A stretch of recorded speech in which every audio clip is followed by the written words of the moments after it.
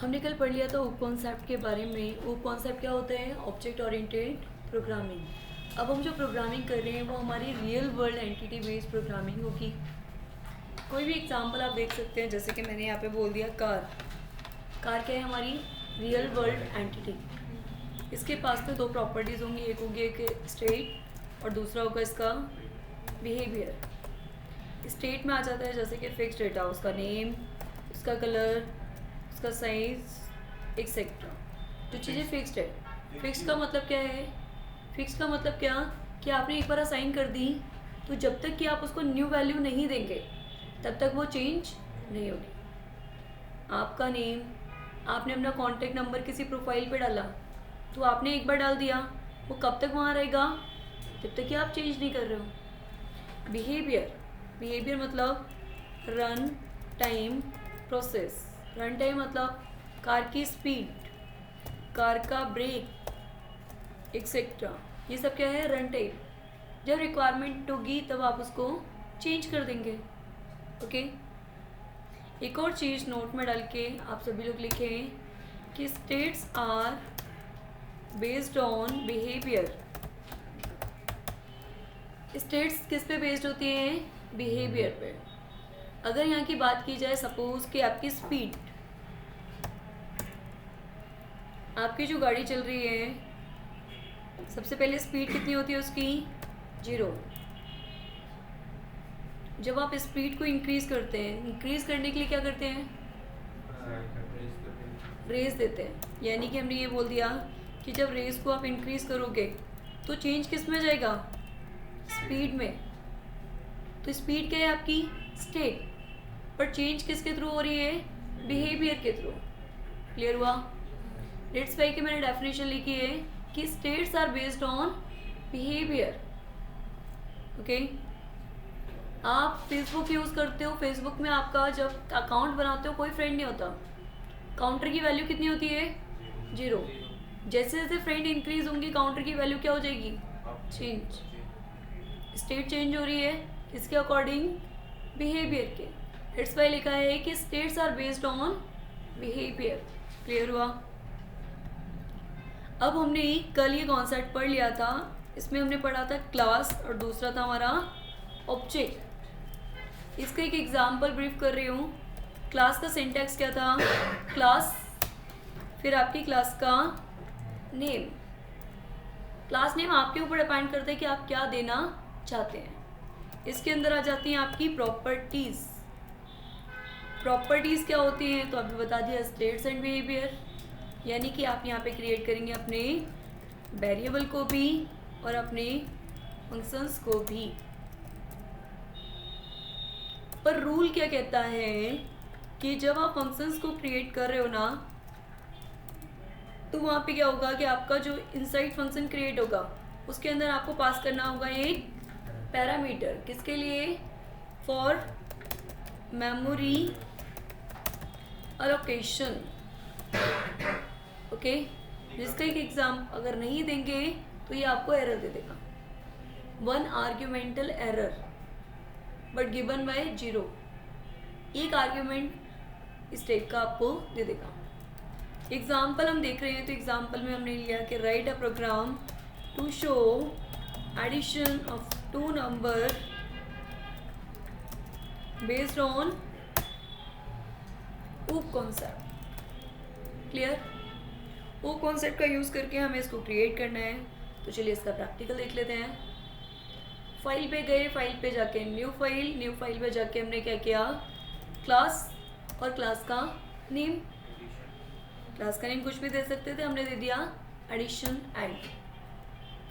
Variable, तो अभी तो मैं डायरेक्टली यहाँ पे डेफ लिख के क्या कर दिया मैंने? यहाँ पे सम नाम का एक फंक्शन क्रिएट किया। मेमोरी एलोकेट करने के लिए मैंने लिख दिया यहाँ पे कुछ भी मेमोरी एलोकेट की जा रही है तो मैंने इसको लिख दिया सेल्फ। 2 नंबर को ऐड करने का बोला था तो मैंने 100, दूसरा 900 कर दिया।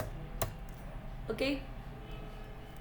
फाइल को सेव किया, फाइल का नाम दे दिया हमने कुछ भी, एग्जाम्पल oop.py। ये जो हम क्लास के एग्जाम्पल देख रहे थे ये बन गई अपनी क्लास। ये बन गई क्लास की प्रॉपर्टी। ओके, अब क्लास को यूज़ करने के लिए हमें क्या करना होता है, ऑब्जेक्ट को क्रिएट। ऑब्जेक्ट मतलब real world entity. Simple syntax है, object equals to class name. आपके पास जो आपकी क्लास है उसका नेम, जिस क्लास की आप मेमोरी एलोकेट करना चाहते हैं। किसको मेमोरी एलोकेट की जा रही है, ऑब्जेक्ट को। तो हमने क्या किया कि इस ऑब्जेक्ट को इस क्लास की मेमोरी दे दी। क्लियर? सेम कॉन्सेप्ट, मैंने यहाँ पे ओ नाम का ऑब्जेक्ट ले लिया, ऐड नाम की क्लास, और यहाँ पे क्या किया, सेव किया। अब हम क्या करते हैं कि ऑब्जेक्ट का यूज करके क्लास की प्रॉपर्टीज को कॉल करते हैं। तो हमने क्या डाल दिया, ओ डॉट सम। ओके, तो जब हम ओ डॉट सम करेंगे तो पॉइंट किसको करेगा, इसको।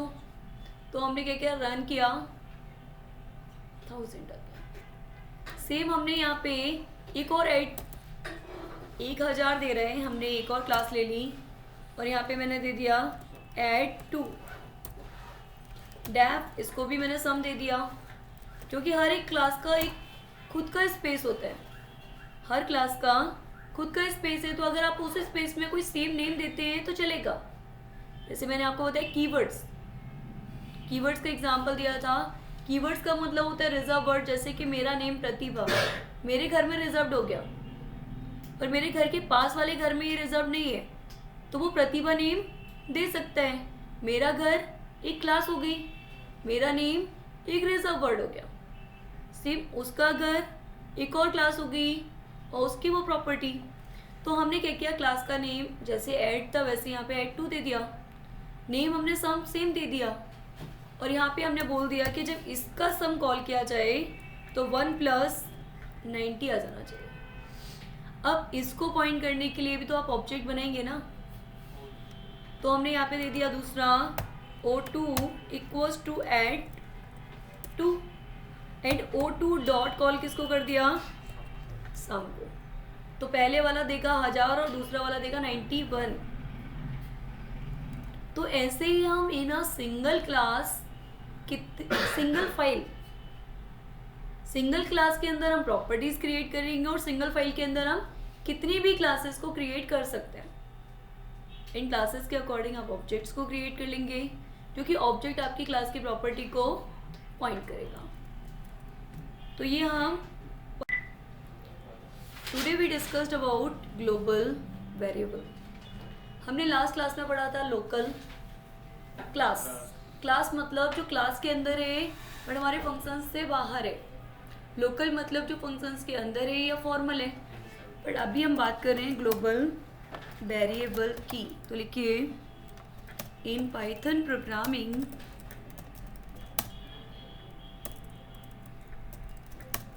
Global variable is create bye global keyword. Global variable को क्रिएट करने के लिए यूज किया जाता है हमारा ग्लोबल कीवर्ड। जब आप ग्लोबल कीवर्ड लिखेंगे तो उससे क्या होगा, वो वेरिएबल क्रिएट हो जाएगा। Syntax, global and your variable name. Okay, तो ये हो गया हमारा क्रिएट। इसके बाद में आप इसको करेंगे असाइन वैल्यू।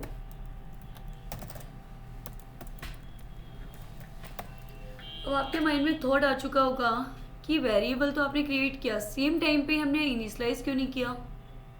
हम सेम टाइम पे इनिशियलाइज कर सकते थे ना। कैसे, जिसका एक एग्जांपल देख लो, उसके बाद में लिखिएगा कि मैंने यहाँ पे बना दिया ग्लोबल ए और मैंने यही असाइन कर दिया इसको वैल्यू, और मैं अब काम करने वाले हूँ। मैंने ए को प्रिंट किया, रन किया, क्या दे रहा है, तो यहाँ पे ये बताया जा रहा है कि जब हम वेरिएबल को क्रिएट करते हैं ना, तो डिक्लेयर ग्लोबल वेरिएबल पहले होता है, उसके बाद में ही आप उसे असाइन कर सकते हैं। पाइथन के अंदर डेटा टाइप डायरेक्टली यूज नहीं होते कि इंटीजर टाइप का वेरिएबल व्हाटएवर, आप कुछ भी वैल्यू दे सकते हो। पर जब ग्लोबल लिखोगे ना तो ग्लोबल के साथ में आपका ये इक्वल सपोर्टिव नहीं है। अगर आपको करना ही है तो क्या करोगे कि यहाँ कर दो आप वेरिएबल को स्पेसिफाई कि ये वेरिएबल ग्लोबल है, उसके बाद में आप असाइन कर दोगे उसकी वैल्यू।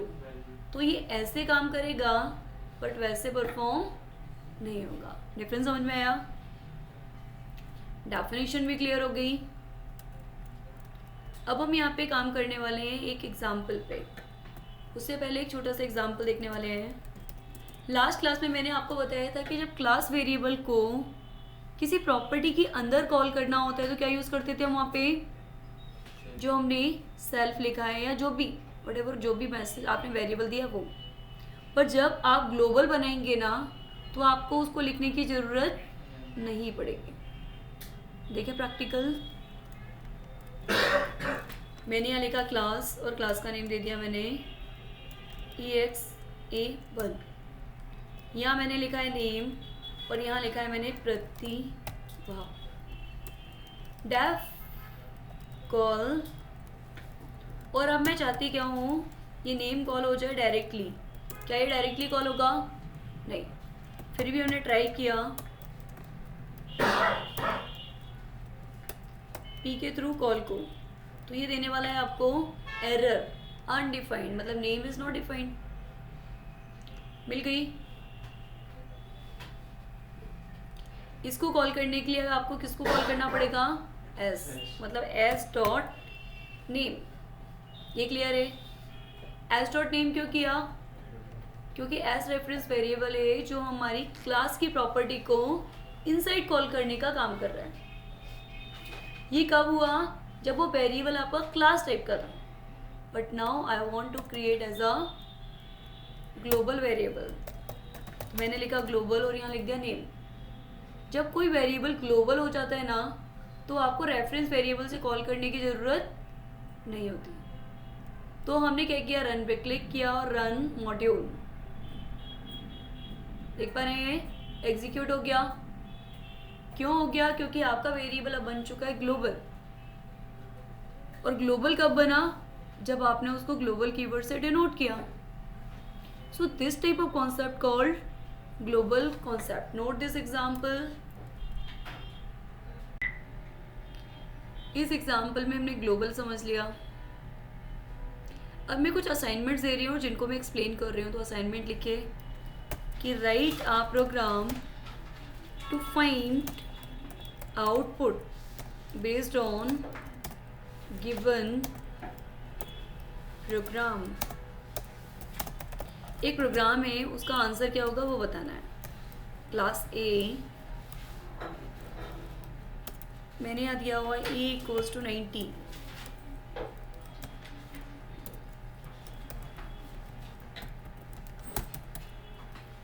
यहाँ पे भी मैंने ए इक्वल्स टू लिख दिया 100 और प्रिंट किया है S dot A plus A and obj equals to a and obj dot show. So output क्या आएगा? सी 190। आउटपुट क्या आएगा? 190 या 180 या 200। ऑप्शन भी दे दूँ। ए पहला 190, दूसरा 180, तीसरा 100 नहीं 200। ए कितने लोगों को ये लगता है? Raise your hand. 2 लोगों को, 3 लोगों को, बाकी सभी को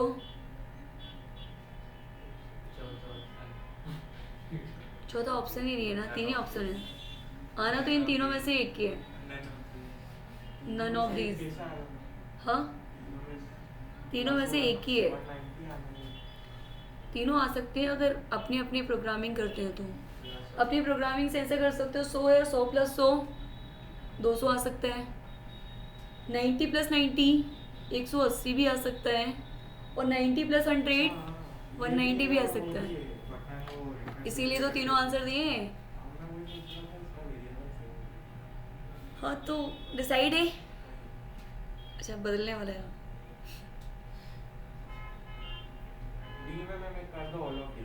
अच्छा ठीक है, नहीं ऑल ऑफ दीज नहीं, नन ऑफ दीज कर देते हैं।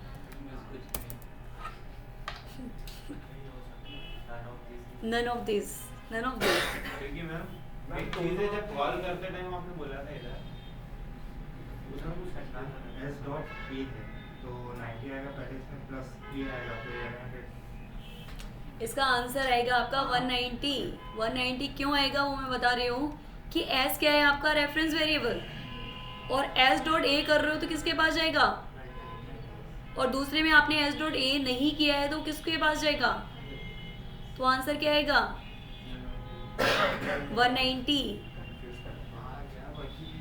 कंफ्यूज करने के लिए तो पूछा गया था।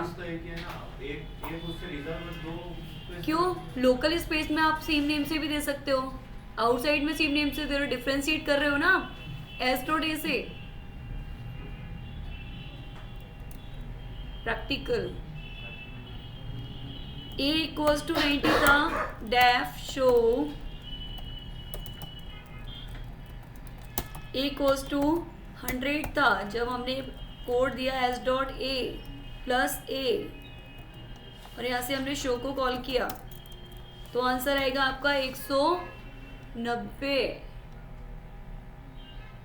नन ऑफ दीज, तुक्का लगा लो, कुछ तो हो गई होगा।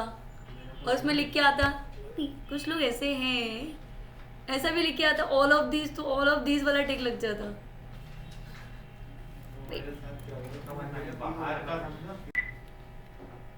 चलिए तो इतने एग्जाम्पल्स के बाद में अब हम आगे के कॉन्सेप्ट्स को परफॉर्म करने वाले हैं। जैसे कि अभी हमने यहाँ पे क्लास ऑब्जेक्ट्स बना लिया, अब एक नोट में डाल के डेफिनेशन लिखिए। नोट में using single class we can create multiple objects. Use करके सिंगल क्लास का हम क्रिएट कर सकते हैं मल्टीपल ऑब्जेक्ट्स को। Clear? All objects allocate separate memory. जितने भी ऑब्जेक्ट्स बनाओगे उनके पास में मेमोरी भी कैसी होगी, सेपरेट। जैसे कि मैंने आपको बोल दिया कि एक कार बना लिया आपने, टार्जन। अब टार्जन कार जो बनी हुई है, पहले वाला अलग होगा, दूसरा अलग, तीसरा अलग, मीन्स जितने ऑब्जेक्ट्स बनाओगे सबकी अलग मेमोरी है। हो सकता है पहले वाले का कलर रेड किया है, सेकंड वाले का कलर ब्लैक किया है, थर्ड वाले का कलर ब्लू किया है। क्यों? क्योंकि उनके पास उनकी खुद की मेमोरी है। आज मैं आप लोगों को क्लास प्रोवाइड कर रही हूँ। I am just a class in all of you just called a object. आप सभी के पास में आपकी खुद की मेमोरी है। क्लियर? सेम वैसे ही कार क्या है यहाँ पे, क्लास, और जो ऑब्जेक्ट्स बनाओगे वो सभी किस पे बेस्ड होंगे, कार पे। अब कॉन्सेप्ट ये आ रहा है कि हमने यहाँ तक का काम तो कर लिया था, कहाँ तक का, कुछ एग्जांपल्स पे हमने प्रैक्टिस कर लिए। अब जैसे कि अभी हम यहाँ पे एक पैरामीटर पास कर रहे हैं, एक से ज़्यादा भी कर सकते हैं। तो याद रखना है कि जब एक पैरामीटर पास है ना तो वो सिर्फ मेमोरी के लिए, पर अगर एक से ज़्यादा पास हैं तो उसका मतलब क्या होगा कि आपको उन पैरामीटर के अकॉर्डिंग वैल्यू को पास करना है। Okay, just we can call as a parameterised functions. Okay, अब हम इसको अप्लाई करने के लिए सबसे पहले यहाँ समझने वाले हैं example 1। Write a program to create property that contain color, name and price। हम एक कार परचेज करना चाहते हैं, उस कार के लिए कार का कलर और उस कार की प्राइस हमें एंटर करनी है। ओके, तो यानी कि हम क्या करने वाले हैं, दो ऑब्जेक्ट्स बनेंगे, दोनों ऑब्जेक्ट्स अपना अपना डिफरेंट डिफरेंट कलर देंगे। कलर और प्राइस पास करने के लिए हम यहाँ पे क्रिएट करेंगे दो पैरामीटर, और at the time of run हम उन्हें पास करेंगे दो आर्ग्यूमेंट्स। क्लियर? तो हमने क्या किया, इसका प्रैक्टिकल अप्लाई किया। क्लास का नाम दे दिया मैंने कार, यहाँ पे मैंने डाल दिया डेफ, और यहाँ पे मैंने प्रोसेस। सेल्फ तो आप लिख ही रहे हो मेमोरी के लिए, दूसरा मैंने कलर दे दिया, और तीसरा हमने क्या दे दिया, प्राइस। वेरिएबल नेम कुछ भी दे सकते थे, ये कंटेन करेंगे वो वैल्यू जो आप रन टाइम पे पास करेंगे, और जो भी रिस्पॉन्स कर रहे हैं वो यहाँ आ जाएगा, your car colour is colour. दूसरा, your car price is price. तो यहाँ पे क्या हो गया, ये हो गए आपके पैरामीटर। आपको दिखने में 3 लग रहे हैं, but at the time of run, at the time of calling value कितनी पास करेंगे आप, क्योंकि जो पहला वाला है ना वो मेमोरी एलोकेट करता है, व्हाटएवर कुछ भी लिखते हो आप, but first parameter is use for allocate memory and remaining is use for contain values. हमने दो ऑब्जेक्ट्स बनाए, यहाँ पे यूज़र 1 जिसको मेमोरी किसकी दी, कार की, और यूज़र 2 को भी मेमोरी किसकी दे दी, कार की। ओके, यूज़र 1 के थ्रू भी हमने कॉल किसको किया, प्रोसेस को। उसने बोल दिया कि उसको रेड कलर लेना है, प्राइस न्यूमेरिक दे सकते हैं इतनी। दूसरा यूज़र था, देखिए अब यहाँ पे हमें यूज़र 1 डालना पड़ेगा क्योंकि हमारे ऑब्जेक्ट का नेम क्या है, यूज़र 1। यूज़र 2 डॉट प्रोसेस, और इसने डाल दिया ब्लू, और यहाँ पे इसने बोल दिया कि कुछ ओके। ये हो गए आपके दो ऑब्जेक्ट्स, दोनों ही ऑब्जेक्ट्स किसको पॉइंट कर रहे हैं, कार को। ऑब्वियस ही बात है कि दो ऑब्जेक्ट्स है तो दोनों की सेपरेट मेमोरी होगी। यूज़र 1 से भी हमने प्रोसेस को कॉल किया और यहाँ से पास कर दिए दो आर्ग्यूमेंट, पहला आर्ग्यूमेंट कलर के पास, दूसरा आर्ग्यूमेंट प्राइस के पास। जबकि पाइथन में क्या होता है कि डेटा टाइप स्पेसिफिक नहीं होता है, आप यहाँ से रेड डाल रहे हैं, आप हो सकता है यहाँ पे न्यूमेरिक भी डाल दें, तो ये आपको कोई एरर नहीं देगा। क्लियर? क्योंकि यहाँ डेटा टाइप स्पेसिफिक नहीं है, वेरिएबल इंडिपेंडेंट है, उसको जैसी वैल्यू मिलेगी वो वैसा काम करेगा। तो हमने क्या किया, इस पर क्लिक करके रन किया, और जैसे ही रन किया आगे आउटपुट तो हम एक बार और रन कर रहे हैं। रन पे क्लिक किया, रन मॉड्यूल, और जैसे ही ये मॉड्यूल हुआ तो user car colour is red, and ये आ गया अपना पहला, ये आ गया अपना। क्लियर? तो ये हमने परफॉर्म किया based on class, based on parameter.